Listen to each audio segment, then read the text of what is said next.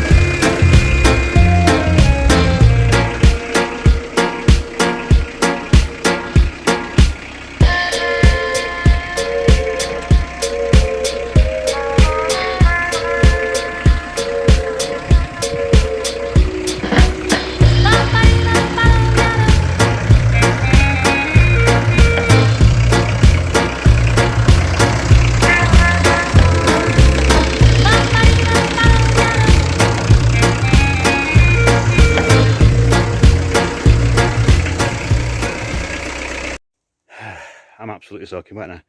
Chucked it down most of the time I was washing it, but I didn't think it really mattered. Slightly different coloured door as we expected, but other than that, a little bit of a difference.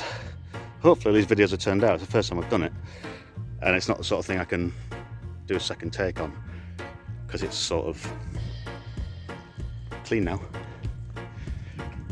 Still some marks on the paintwork, as you expect. That door's a lot more of a different colour in real life than it looks there, but still got the original dealer plates on, GTI alloys.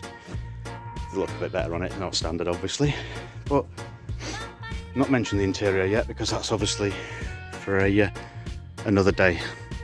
But hopefully this works and you like it. Cheers!